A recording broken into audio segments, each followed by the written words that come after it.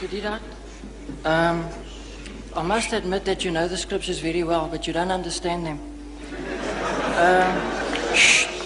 Mr. Deedat, I don't proclaim to have to answer your questions, but I would like you to explain two questions. I'd like you to explain two issues, to me.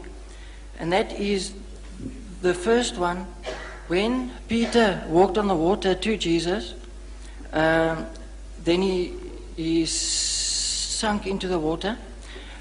Jesus stooped down to help him, and then when they both got into the boat, according to the Bible, it says that they worshipped him in categorical English. You, on previous lectures recently, said and explained it away that Thomas exclaimed, "Oh, my Lord and my God," in a way of getting a fright. But in a case like that, I'm sure that Jesus would have rebuked him, knowing the law of the commandments, don't take the name of your God in vain, because that would be clearly taking God's name in vain. Would you kindly just explain it to me? There was nothing about Peter worshipping Jesus. You see, this worship, this word worship, you open your new Bible now, New Bible, you'll find a different word for worship. You'll open the RSV, you'll find a different word for worship. You see? Right, but what are the alternative, what are the synonyms used for worship? And everyone is worship. Right. Now to the Jew, if the Jew worshipped Jesus, you see, that means all the disciples were worshipping him. If Peter worshipped him, then all the other disciples likewise must be worshipping him, because Peter was the leader of the disciples. But we find nowhere the disciples ever prostrating before Jesus at any time. The 11 or the 12 worshipping him. Worshipping him means that you are our God. You see, this word worship, you ask the Roman Catholic. Look, they have a good knowledge of the scriptures. They claim an unbroken chain of popes from 1 Peter to today.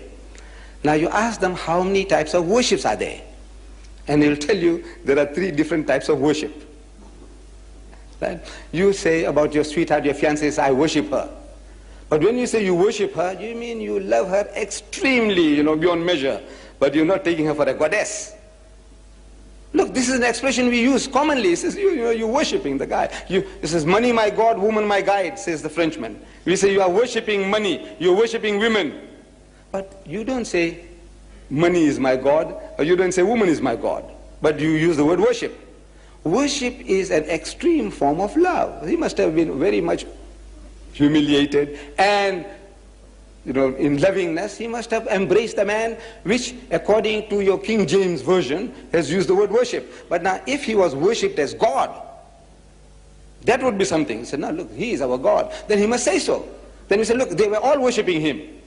But at no time do we hear that they ever worshipped him as a people instead of worshipping God. He's telling you, come, worship God, the Father in heaven. He's the only God. He's the real God.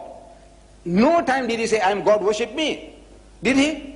At any time, if he said, look, I am God. Yes, you can answer that. If he said, if he said, I am God, this is the claim I made, I think, no good. You see, I made a claim, very simple, straightforward. If you can show me in your Bible any version where Jesus says, I am God, or where he says, worship me. Simple English I'm speaking. Where he says, I am God, I said, I'm prepared to accept him as God. If he says, worship me, I'm prepared to worship him.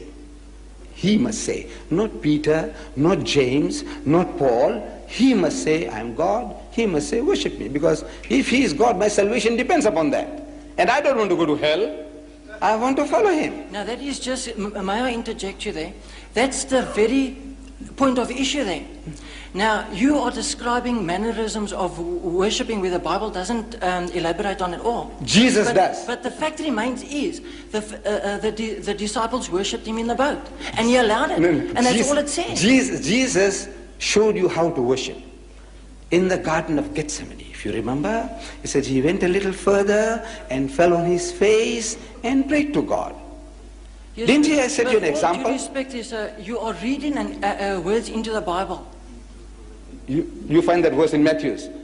And he went a little further. Except the fact that he dropped down on his face and so on. But that makes no eyes. The fact remains the the Jews, disciples the did Jews, worship him. No, how did the Jews worship? Look, if you want to know the Muslims how they worship, you go to the mosque. Go to the mosque and see how they worship. You see, Allahu Akbar, they stand, they read chapters and verses, they go into semi-bend position, they get up, they go down to the ground, touching the forehead onto the earth. This is how the Muslims worship, right?